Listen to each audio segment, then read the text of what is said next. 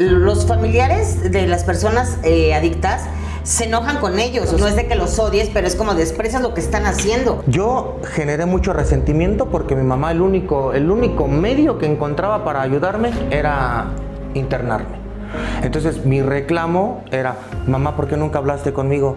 Y su respuesta era: Omar, yo muchas veces hablé contigo, hijo. Buscó 1000 maneras, de verdad. Vete con los testigos de Jehová, hazte cristiano, vete a ser pastor, métete a la universidad, mira, te pago este curso. Mi mamá buscó muchos medios al diálogo, muchos medios para decirme: ya, por favor. Entonces obviamente que mi distorsión era: tú tienes la culpa, no me dejas, nunca me escuchas, mira, todo lo que soy es por ti. Me decía: no, hijo, yo recuerdo esta vez que te dije que ya pararas y tú no quisiste y te tuve que internar. Y te interné porque ya habías robado y ya teníamos una situación legal y te iban a llevar a la cárcel. Antes te ayudé.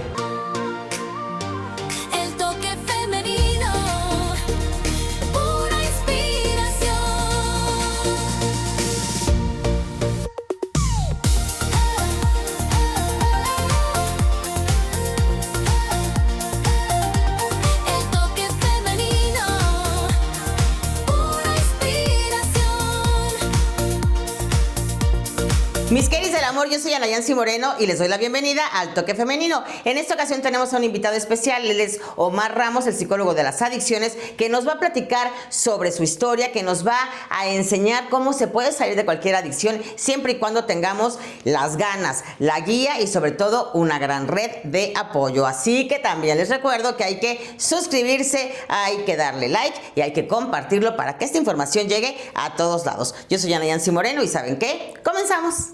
Bienvenidos al Toque Femenino, todos mis queris del amor, y les presento a mi invitado. Él es Omar Ramos, es nuestro psicólogo de las adicciones y me encanta que estés con nosotros. Gracias, Ana Yancy, y también a todo tu equipo por el espacio. Muchísimas gracias.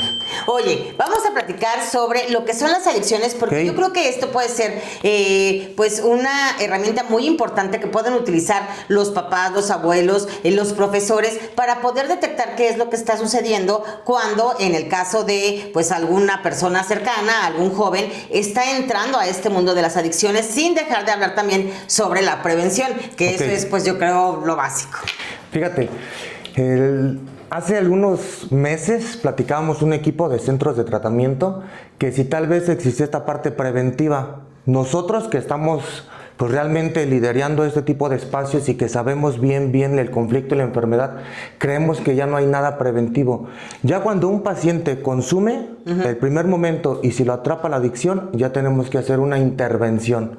O sea, es muy nulo que queramos como prevenirlo y llevarlo al psicólogo o a un grupo, porque no va a tener un tratamiento contundente. Necesitamos darle un tratamiento formal al paciente. Claro. Oye, yo me refiero en prevención, en el hecho de tener información, bien, ¿no? Siempre. O sea, de que como papás te acerques o como tutores te acerques a los hijos y les hables de todo lo que puede suceder y a lo que estás expuesto. Bien. Porque me gustaría que para empezar nos contaras, Omar, ¿cuál fue tu caso? Cuéntanos, por favor, compártenos tu historia y por qué ahora tienes un centro para pues tratar y curar estas adicciones como psicólogo. ¿Cómo empezó todo? Bien, pues mi testimonio de manera personal fue a los 13 años. Yo consumí por primera vez piedra y me atrapó. O sea, sí había una parte en mi familia, por ejemplo, no estaba mi papá, mi mamá siempre trabajaba, un poco de falta de atención, aunque siempre tuve calzado, comida, un lugar en donde descansar, donde dormir, siempre sentí esa como necesidad de algo más en mi caminar de adolescente. Pero cuando me junté con la banda, que fue lo que me atrapó, pues la sensación de estar caminando con ellos, del relajo que había, pues me fui. Entonces poco a poco me fui aislando más y más y más hasta llegar a consumir solo, llegar al robo, a la prostitución, al asalto, a muchos internamientos, al Consejo Tutelar para Menores Infractores y hasta el penal. O sea, son cositas que fui pasando durante mi caminar. Porque fue un tiempo largo. ¿Cuántos años? 19 años. 19 años. ¿Y cuál es tu primer contacto con alguna sustancia ilícita? ¿Es en la calle? ¿Quién te lo da? ¿Cómo pasa? Yo iba aquí en la secundaria 3 y saliendo se juntaba ahí la palomilla que te digo. Entonces yo me empecé a juntar con ellos y fue en un día que me dijeron, vámonos, nos fuimos a otro ladito que le hicimos el pastito. Y en el pastito llegó uno más avanzado, o sea, de más edad, y fue donde, oye, mira, estábamos en un árbol Estábamos como en secreto allá escondidas todos y ese fue mi primer contacto con el crack, con la piedra, así fumado. Qué barbaridad. Oye, y es que además creo que tiene mucho que ver el tema de pertenecer. Porque Ok, nos bien. hablabas tú que pues en tu casa sí había algunas situaciones, como que papá no estaba presente, supongo que la mamá trabajaba mucho y entonces, Sí. bueno, te podías sentir tú solo, pero de repente el ver que podías pertenecer a un grupo, a una palomilla, Sí. entonces pues eran como que figuras de autoridad, podríamos decirlo. Es agradable, Ajá. es agradable. Y además, como tú lo narras, bueno, estábamos ahí en el árbol y todo, no sé, podría combinarse esta necesidad de atención con el tenerla, esta necesidad de libertad, de estar en amigos, de sentirte en un ambiente en confianza incluso. Sí, pero fíjate, ese ya es un trabajo que yo hice de manera personal, fue un análisis que yo me aventé durante mi proceso, pero en ese momento fue simplemente un instante, fue un momento de felicidad, de alegría, de cotorreo, y yo no medí, no sabía dónde iba a terminar, fue nada más agárrale, sí la identidad, pero también la crítica que me fueron a decir, ay, no quiso, mira, es medio jotillo, mira, le da miedo, ese fue también el que yo aceptar y decirle, va, yo también voy, ¿no? Entonces, sí la identidad, sí pertenecer, pero también siento que un más en mí, como la crítica que fueron a decir que yo no podía. Sí, que te fueran pues a hacer a un lado cuando ya estabas perteneciendo y demás. Y entonces, yo quisiera que nos platiques qué sucede con nuestro cerebro, qué pasa en el tema de una adicción, porque tú lo mencionas, o sea, fue una vez, fue un segundo Sí. que cambió totalmente y desvió o guió a lo que es ahora el rumbo de tu destino. Así es. Entonces, ¿qué sucede? ¿Por qué te enganchas? ¿Por qué se da una adicción? Es la sensación del placer principalmente. Es un principio hedónico, como decimos nosotros en el estudio teórico y para simplemente comprenderlo.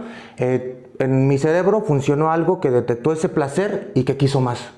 Tal vez no fue en otro momento como el ejercicio, o el estudio, o las amistades, o el amor de mi familia. No, yo encontré en la sustancia. Fue lo principal y aparte ya venía herido. Entonces a nivel de neurociencia en mi cerebro biológicamente fue esa sensación del placer. Así simplemente, nada más querer más y querer más. Porque recuerdo que cuando bajé de ese árbol, cuando me fui a dormir, yo de verdad estaba hasta soñando con que fuera el otro momento. O sea, yo quería que fuera la mañana para salirme a buscar otra vez a quien me la invitó y que fue lo que hice, de hecho. O sea, salí a buscar quién, en dónde, con dinero. O sea, yo buscando la sensación que había encontrado esa noche anterior. Y entonces, esa primera ocasión fue un regalo. Eso pasa, eso se da mucho en las escuelas porque escuchamos pues que afuera de la secundaria, que afuera de la prepa y tal. Esto es real, así pasa. Los papás pueden detectar a alguien extraño o pueden ser incluso compañeros de la escuela. Sí. Mira, hubo un cambio. En ese momento en la secundaria donde yo iba, ninguno de mi salón hacía eso. Todo se veía afuera. Pero también quien lo hacía era como muy oscuro, como que a la sorda, como decimos. Inhalar cocaína era, no, pues tiene mucho dinero, ¿no? A nosotros nada más nos tocaba, pues la marihuana, que eran, pues, sustancias más accesibles, pero ha habido un cambio. O sea, actualmente yo atiendo pacientes de 14 años en secundaria que el cristal lo tienen, que es tan barato, y lo tienen a la mano que en el mismo salón consumen. ¿Qué es el cristal? El cristal es una droga muy potente clasificada en las eufóricas. Es un tipo de astilla. Se puede inhalar, fumar, tomar, se incrusta en las uñas, te pone, o sea, tiene 1000 maneras de ingesta. Es muy fácil y es muy económico, es muy barato. O sea, desde 20 pesos, 10 pesos, 15 pesos, 50 pesos, 100 pesos, colores, azul, rosa. Y entonces lo que pasó fue a sustituir las otras drogas. Esta dura más. Entonces lo que encontrabas en el efecto de la primera, que es como instantáneo, ahora lo tienes, pero más largo, 8 o 12 horas. Y en esas 8 o 12 horas, o sea, es muchísimo. ¿Qué es lo que pasa? O sea, ¿tú qué sientes? Y las personas que estamos a tu alrededor, ¿qué vemos? Bien, en específico quiero que lo entiendan así, miren. No todos los perfiles somos iguales. Yo soy un poquito más introvertido, así como más callado, más en mi mundo, ¿no? Entonces me meten una sustancia que es eufórica, entonces el Omar que era tranquilo dejó de ser el Omar tranquilo y me ponía más efusivo, entonces andaba más alterado. O sea, mi mamá se empezó a dar cuenta porque me veía más prendido, más acelerado. Oye, hijo, ¿qué tienes? Tú no eras así. Entonces Más temblor, algo así. irritable, más irritable a nivel emocional porque me tocaban apenas un tema y yo me molestaba y salía de la casa, me iba confrontando ahí en las calles, salía muy bravo, así como ¿quién quiere, no? ¿Quién quiere pleito? Agresividad también era como muy de mí, pero otros pacientes tienen más esta parte como al ser extrovertidos y luego se ponen una eufórica, pues imagínate, si yo que soy introvertido, ahora alguien más pues, se dispara más. Entonces, de los más, para más fácilmente O sea, detectarlo. que te daba como valor, como fuerza. Sí, euforia. Mira, tiene muchas connotaciones. Hay en la parte emocional, en la parte social, también en la parte material, pero hay una muy en particular y bastante interesante en el área sexual. Entonces siempre es un departamento que yo como psicólogo estudio y indago demasiado porque también salen muchas cuestiones allí que se disparan cuando hay consumo de cristal.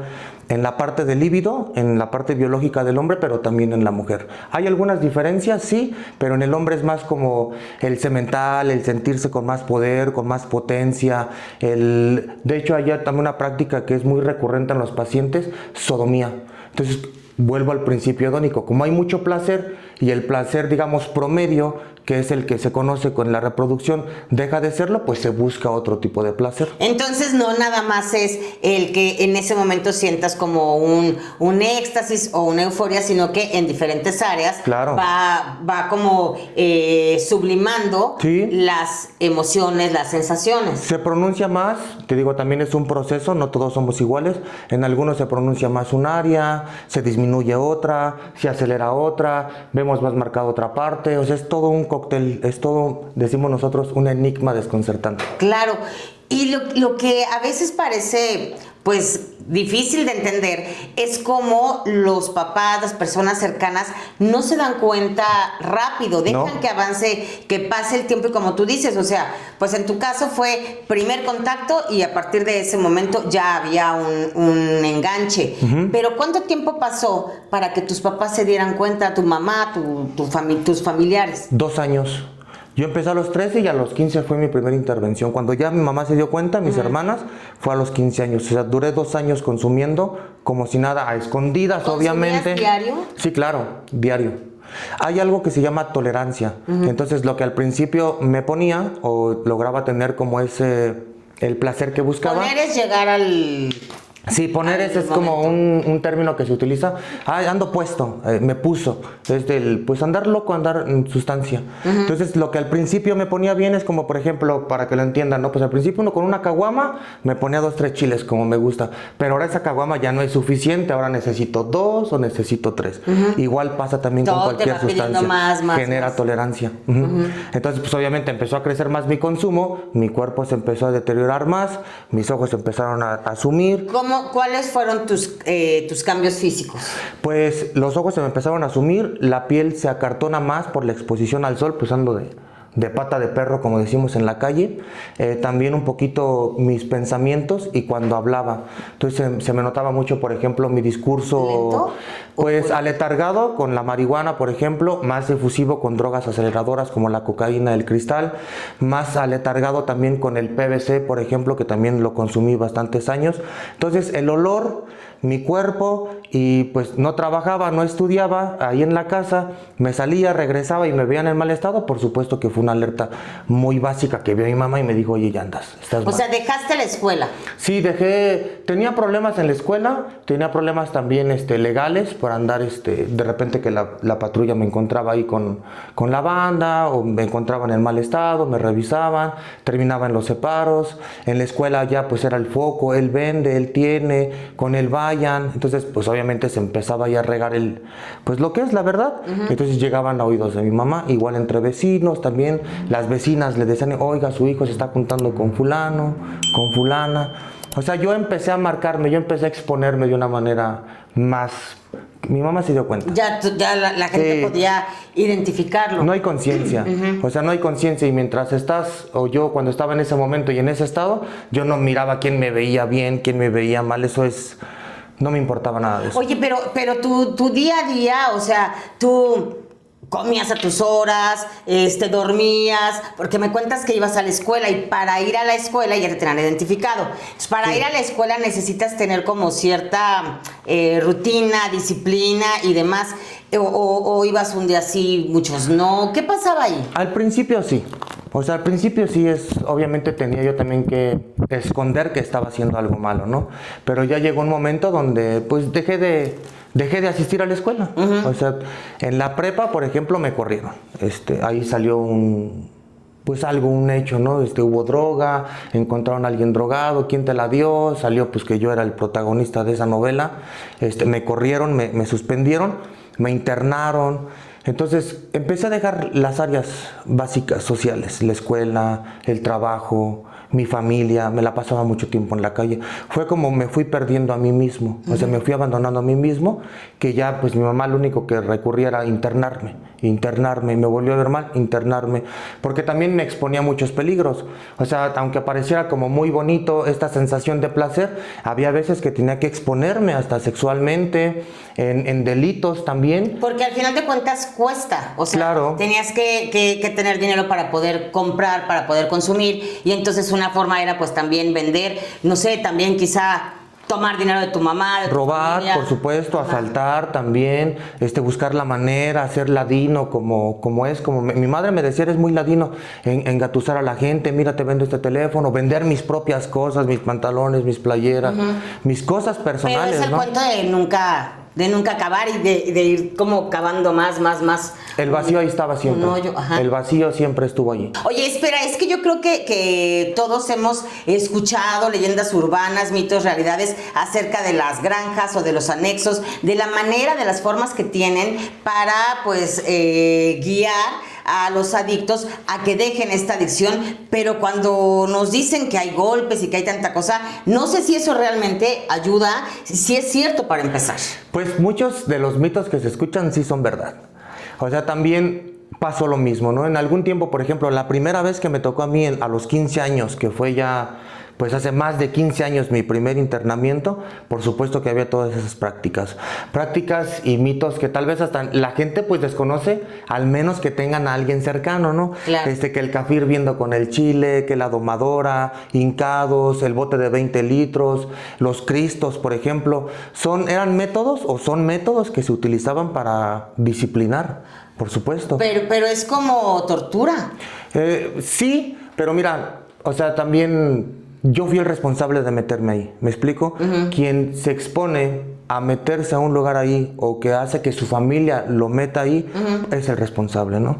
Ahora, yo podría decir o alegar que hay una violentación por parte del centro, claro que sí, pero ¿a dónde más me llevaba mi mamá? O sea, si en la calle yo era peor, o sea, yo en la calle también hacía esas prácticas de asaltar, de robar. Entonces, en esos lugares, cuando yo me ponía, pues, de alguna manera renuente, pues sí hubo violentaciones contra mí. No funcionó, por supuesto. Oye, pero, por ejemplo, tu mamá se da cuenta. Ajá. Eres un hombre fuerte, fornido. Okay. Entonces, ¿cómo te llevaban? O sea, tu mamá de repente te dice, te voy a llevar a este lugar, y en un momento de lucidez tuyo fue, sí, vamos. No. O fue que te llevaban ahí. No. ¿Cómo fue? Siempre, la última vez, sí ya fue por mi propia voluntad, yo ya tomé la decisión, pero todas las ocasiones, obviamente por la sustancia, pues no estaba así, no estaba más, un poquito más, pues delgado, Más y todo delgado, eso, más demacrado, ¿no? Pero siempre hablaban a lo que se conoce hoy, que ya también es muy, muy sonado, la patrulla espiritual, es también la enchancladora o los cuatro fantásticos, como le decíamos. Entonces llegaban por mí. Mi mamá, muchas de las ocasiones, pues me ponía un 4, ¿no? Vente, vamos a comer, vamos a estar bien, y mira, no pasa nada, no te voy a anexar, y de repente, tracas. Hubo ocasiones que también me ponían sustancia en mi misma comida o en mi bebida para, pues, somnífera, para poder dormir, y órale, me agarraban dormido, o esperaba que me durmiera, y llegaba, ¿no? Dejaba la puerta abierta, sí, o con policías, o luego en los separos, saliendo de los separos, ya estaba la patrulla allí esperándome. Mi mamá tenía algunos conocidos también en la judicial, por ejemplo, entonces recurría a ellos. Mi mamá puso... ¿Qué es la patrulla espiritual? La patrulla espiritual somos, porque también yo tengo la mía, pues para empezar es un vehículo, ¿no? Que tiene que ser ahí un vehículo del grupo. Entonces nos reunimos gente que pues, obviamente ya tiene la habilidad de hacer este tipo de servicio. Entonces nos habla la familia o nos habla el responsable o tutor del paciente y nosotros vamos por el paciente. Entonces, pues somos gente que está en recuperación o que de alguna vez también pasó por ese mismo momento y nos acercamos y hacemos lo que es. Sabemos que tal vez luego guardan cuchillos como yo guardaba, que pueden tener ahí algo cerca que nos lastime o se lastima él mismo porque no quiere ser encerrado. Obviamente no. Y vamos por él para hacer el traslado de la casa. Y van de una forma amable, o sea, está complicado, ¿no? Sí. El modo de que, oye, te subes, entonces tiene que ser más bien como es. Mira, la verdad es que es la habilidad de cada quien, ¿no? Okay. Yo también ya con el callo que adquiriendo, pues de pronto sí utilizo demasiadas. O sea, he utilizado el buena onda, el ahora por la mala, también la fuerza, o sea, el sometimiento también lo he utilizado, los amarres, las vendas, o sea, todo se vale. ¿Y qué porcentaje de éxito puede tener una persona que está en el mundo de las adicciones si no es él quien decide anexarse, internarse, aislarse, si lo hace la familia? Porque yo he escuchado mucho de que no es la voluntad de los otros lo que te va a hacer cambiar de opinión, sino es hasta que tú tocas un fondo. Sí. Okay. ¿Qué hay de cierto? Tienes razón, solamente quiero dejar bien claro ese tema. Sí, la garantía está en el paciente, en el individuo que consume, pero a veces pierde la facultad de la voluntad para decidir. La sustancia simplemente le ha borrado esa forma de poder decir ya no quiero más, porque cuando lo dice lo vuelve a hacer o vuelve a recaer. Entonces es donde se necesita darle el empujoncito. Y aquí en Querétaro y aquí en México lo que se utiliza como método promedio es el internamiento. Y yo como profesional considero que es la fase 1 de mi tratamiento que yo diseñé, es la contención. Por supuesto que sí necesitamos de 30 a 45 días suprimir el tóxico que está pues anestesiando la emoción del paciente para poder empezar a trabajar con él. Entonces lo que hago es internarlo de manera involuntaria en ocasiones. De manera involuntaria se conoce en términos legales, pero la familia firma un documento. Claro, no es de que lo sustraen o hay un secuestro, ¿no? Pero antes sí. O sea, yo conozco a padrinos, a gente que me enseñó. Yo toda mi formación que tengo, menos la profesional, toda la otra formación pues ha sido dentro de los grupos, ¿no? Y mis padrinos, es que ¿quién está dispuesto a hacer esa tarea? O sea, imagínate con tu carrito y que vayas juntando gente que ves andrajosa, tirada, borracha, levantarlos, subirlos, bañarlos, cambiarlos, darles de comer, atenderlos durante 9 meses, 6 meses. No es nada fácil. No es nada fácil. Y no es algo que no es agradable, porque al final de cuentas estás lidiando con una persona que no quiere cooperar, que además, si tú ya lo viviste, como por ejemplo en tu caso, pues es también como regresarte a todo lo que tú estabas sufriendo. O sea, de 30 a 45 días, que es la supresión, como la contención. Ajá. O sea, no es rápido. No, y por lo menos es un año, ¿eh? O sea, yo trato de no ser tan invasivo en mi tratamiento porque yo superviso y voy sobre todo el tratamiento yo. Ojo, también le doy atención a la familia. Yo llevo de manera paralela al paciente y a la familia, porque de nada me sirve dar el empeño al paciente si va a salir con la misma familia. Claro, porque va a regresar al mismo entorno y ahí sería el problema. Mira, por ejemplo, pues. en mi testimonio, ahorita que te platiqué brevemente un poquito, ¿dónde lograste identificar qué fue mi problema base? ¿En dónde sucedió todo? En la familia. En la casa, ahí en el núcleo. Por cómo haya sido, bueno, malo, ahí pasó. Entonces, cuando los familiares que van a mi grupo, a mi consultorio, inmediatamente detecto, pues ahí está el mal. Tenemos que mover al paciente, pero también tenemos que mover al familiar.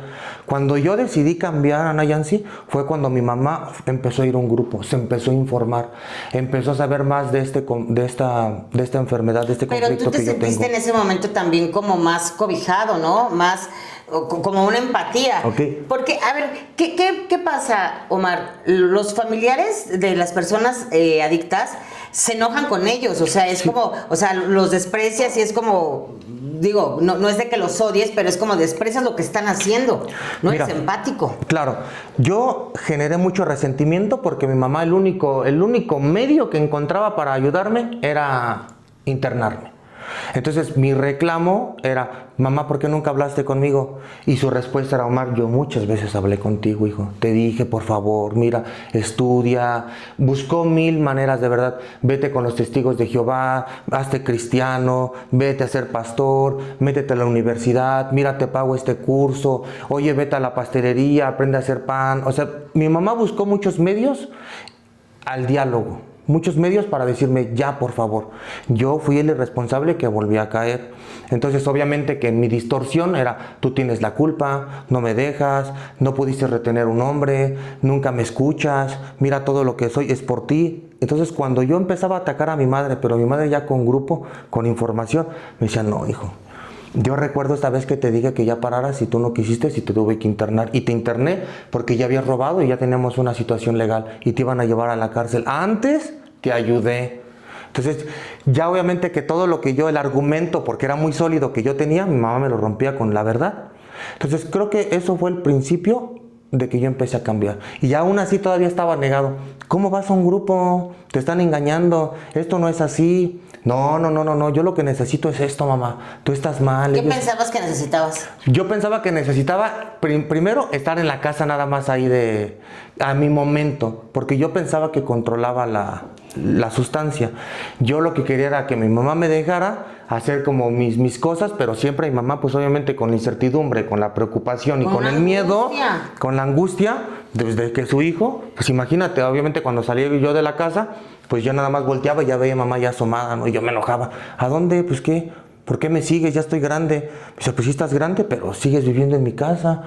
Y eso en los grupos también fue lo que me ayudó, porque me decían, oye, tú muy, sigues en la casa de tu mamá.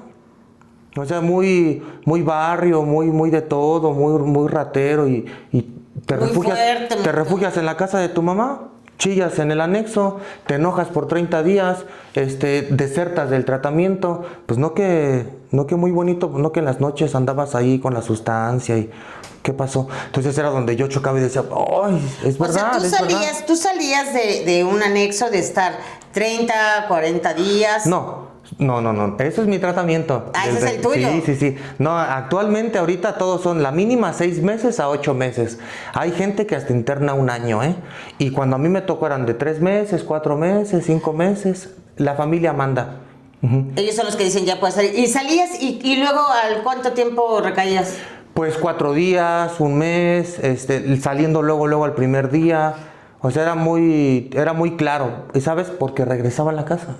El tiempo que duraba... entorno a que mi te casa, había enfermado. Allá a mi casa, donde mi mamá pues también pues seguía ocupada, seguía trabajando, seguía generando, seguía con sus compromisos. Oye, y con el entorno no me refiero solamente a tu casa, sino bueno, pues ahí estaba cerca, tú sabías dónde podías encontrar a tu palomilla. Sí, la calle, la banda, las amistades, frecuentaba los mismos lugares, pues las fiestas rave, por ejemplo, que me gustaban, los mismos amigos, las mismas relaciones como un poquito también enfermas ahí. O sea, seguía lo mismo, no había como un crecimiento, no había un compromiso de un trabajo formal, la universidad, algo no existía, no había un sentido, no tenía nada más que lo mismo. Y entonces la luz comienza a verse. Bueno, antes de que me cuentes sobre esto, dijiste algunos nombres que yo te dije que era como un tipo de tortura.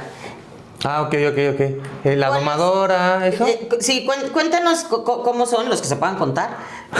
No sé cómo sean. ¿Cómo son? Pues, por ejemplo, la domadora es una cama, ajá, sin colchón, y había de varias. Había la de a 1 tabla, a 2 tablas, a 3 tablas. Entonces, imagínate la base de la cama, a 1 tabla, nada más era 1 tabla atravesada, entonces te quedaba como a esta altura.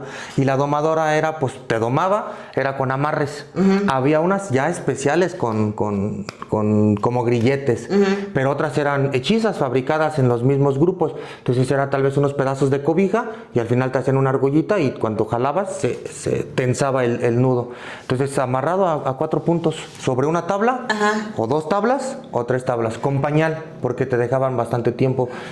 ¿Y cuál es la lógica de el lastimarte y tenerte en esos casos para pensar que eso te va a hacer salir de la adicción?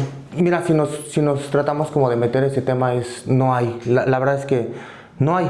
Porque si te dicen que que una adicción es una enfermedad, ajá, entonces, ¿cómo la trato con violencia? No hay como no hay una explicación lógica. Fue lo que me tocó a mí, pero dentro de esos lugares se manejaba eso. Si pudiéramos buscar una lógica, es la autonomía del grupo. El grupo manda. Haz de cuenta que ingresas, por eso se llama anexo. Te anexamos, o sea, un ser humano lo incluimos como si fuera un folder, imagínate.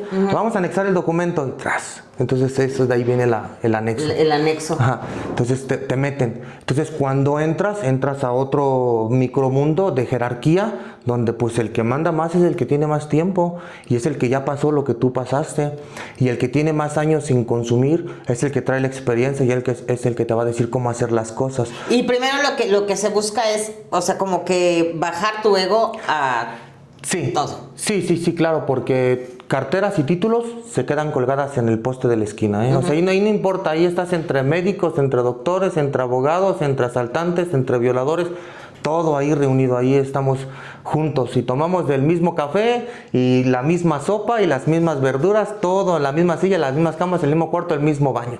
Todos ahí. Aquí no hay el que Nada. es más o el que es menos. Oye, y entonces tú nos decías que cuando empieza este cambio, cuando empieza esta luz de esperanza, es cuando tu mamá también entra a un grupo y empieza ella también a tener información y herramientas. Entonces, a partir de eso, ¿en qué momento tú es cuando decides voy a estudiar psicología? ¿En qué momento llega esta luz que te dice por acá?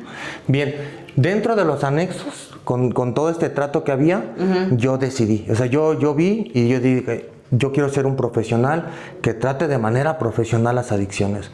No quiero ser un caníbal, un primate haciendo este tipo de prácticas, porque también generé mucho odio, esa es la verdad, o sea, generé mucho odio con los lugares y con las personas, y aún lo sigo teniendo en algunas ocasiones, que lo he ido limando, que lo he ido como dispersando un poco, pues es un trabajo personal, pero sí se me generó mucho odio por ese tipo de lugares. Entonces, dentro de un lugar, yo me imaginaba, yo decía, voy a estudiar, voy a terminar la prepa y me voy a demostrar, y les voy a demostrar porque también en un principio ese fue el factor motivante. Y fue donde en un grupo me dieron la media luz, como se dice. Terminé mi proceso y ahora me dijeron, órale, ya vete y regresa.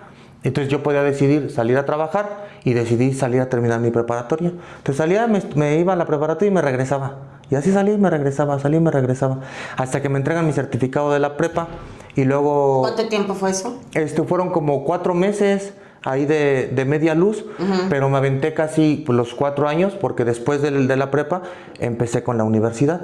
Entonces empecé a hacerme un psicólogo en formación dentro de un anexo. Entonces yo ya tenía más habilidad porque en las aulas, en las butacas de la universidad, algunos temas o prácticas o ahí lo que me daban, yo lo aplicaba con mis pacientes ya en el grupo donde yo estaba militando.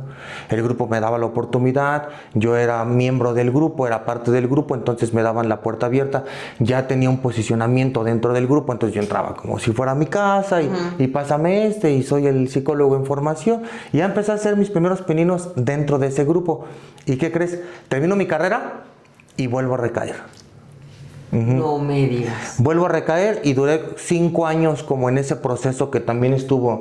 Ahora imagínate, un psicólogo anexado. Entonces era el castigo, tal vez ya, sí también siguió siendo la violencia porque me hincaban y todo eso, pero también creo que fue más emocional. O sea, fue más psicológico. ¿Qué pasó, mi psicólogo? Pues si tus libros, nosotros tenemos la experiencia, nosotros sabemos, nosotros hemos dejado de beber, tú no puedes hacerlo. Yo decía, ¡hala! Entonces llegó un grado, recuerdo, de locura. O sea, yo sentía que ya me estaba quedando mal de mi cabeza, ¿no? Porque decía, ¿y cómo le voy a hacer? Y ahora, pues, si se supone que soy psicólogo y con sustancia, no. Entonces estaba como en un sentimiento de fracaso que empezó con ideas de muerte, o sea, con el suicidio empecé. Y ya de últimas veces lo intenté, tuve la tentativa, y en ese momento fue cuando dije, ya, no sé de dónde, creo que sí sé de dónde más bien salió un poco de fuerza, pues de mi poder superior. Alguien que siempre estuvo conmigo acompañándome en todos esos 19 años y en los 5 más que estuve de recaído. Bajé de la casa ahí de mi madre, la abordé y le dije, mamá, ¿ya estuvo? ¿Ya estuvo de qué, hijo? No, ya me quiero internar. Me dijo, ¿seguro? yo te apoyo. Le dije, sí, seguro. Entonces en el caminar yo conocía muchos grupos, entonces hablé a algunos directores, me recibieron 20, me recibieron en Toluca 6 meses. Ese ya es mi último proceso hasta hoy. Entonces de 6 meses que duré, igual también que fue un proceso duro, bastante duro, porque ahora ya era el psicólogo que intentaba por N cantidad de veces volver a salir, entonces era recobrar todo eso y llegar hasta donde estoy ahorita, ¿no? Entonces fue un proceso donde pues sí hay mucho sacrificio, mucho dolor, mucho trabajo personal, sigo siendo de lo peorcito en mis emociones, no te digo que soy un ejemplo, ¿no? Pero pues me he mantenido y pues el trabajo ahí está y los hechos también los tengo ahí ahorita en el grupo que tenemos allí. Ojalá y un día vayan todos ustedes allá. Dinos dónde está, dónde te encontramos, el psicólogo de las adicciones. Nosotros empezamos ahí en 2 cuartitos en la Colonia El Marqués, Químicos 201, Colonia El Marqués. La apertura fue esa. Mi sistema, mi proyecto fue enfocado a las mamás y a los papás de las personas como yo para que pudieran comprendernos y apoyarnos realmente como es, no con amor. Entonces aperturé la sesión, estaba mi madre, su pareja y estaba una compañera más. Así iniciamos un 11 de noviembre. Empezamos a regalar sesiones grupales de psicología en temas de adicciones. Lunes, miércoles y viernes de 7:30 a 9. Y hasta hoy seguimos sesionando con esas juntitas que tenemos. Ya hoy ya somos un espacio más grande. El mismo trabajo empezó a abordar como que pacientes llegaran y oye, yo ocupo la ayuda, los podíamos absorber. Hubo otros pacientes más que van de manera ambulatoria, otros más que se suman a las actividades que tenemos como el ejercicio, el box, el estudio de la preparatoria. Certificamos en preparatoria, tenemos certificaciones en consejería, en tanatología diplomados. Tenemos universidad, tenemos carrera, psicología, derecho, contabilidad. O sea, wow. damos más difusión. El espacio también no solamente es de nosotros, aperturamos a más profesionales, nutriólogos, paramédicos, psicólogos. Estamos trabajando mucho para la mujer también. Viene un curso de inmersión, se suman colaboradoras con nosotros, psicólogas, dan temas para las mujeres. Tenemos una junta especial de 6 a 8 todos los jueves para puras mujeres, ahí que entre ellas empiecen a sanar. Y nada, pues es eso el centro que tenemos ahorita nosotros. Que aquí en el Toque Femenino hemos hablado justamente sobre adicciones de las mujeres, que todavía, bueno, pues sí, son todavía peor vistas, porque pues una mujer, ¿cómo podría hacerlo? Oye, ¿por qué es importante el hablar de solo por hoy? Solo por hoy es una frase del principio, es un axioma, así se llama axioma, es algo que es irrefutable. Solo por hoy quiere decir, yo lo entiendo así, te lo voy a platicar. Solo por hoy es toda la vida y toda la vida es solo por hoy. O sea, una persona como yo, porque yo soy AA, vivimos un plan de 24 horas. Entonces el solo por hoy es solo por hoy no voy a consumir.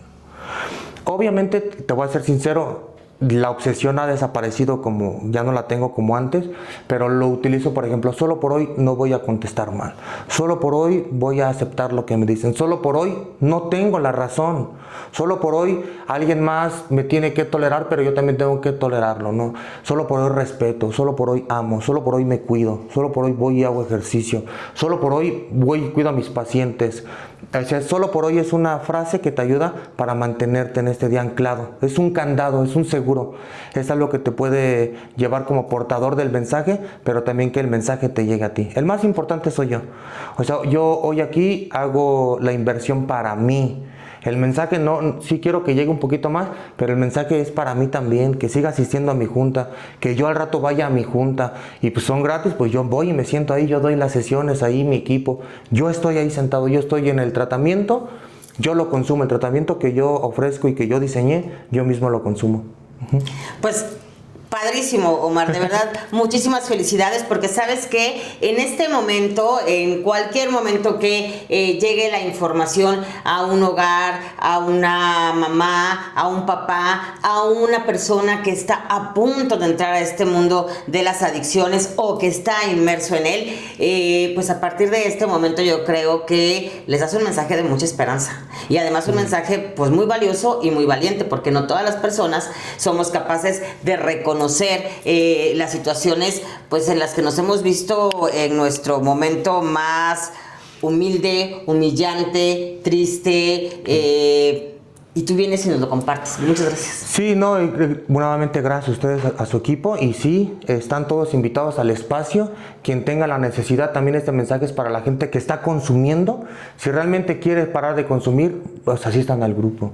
O sea, yo paciente, y lo digo aquí en tu programa, paciente que vaya de manera voluntaria y me diga yo ocupo la ayuda, lo absorbemos ahí en el grupo. El grupo es un trampolín para que puedan dispararse, pero sí se necesita un compromiso, sacrificar algo. De primer momento tienen que dejar el teléfono, el trabajo, todo lo que están haciendo en ese momento que no es funcional porque siguen consumiendo, y ahí se pueden quedar con nosotros en el grupo.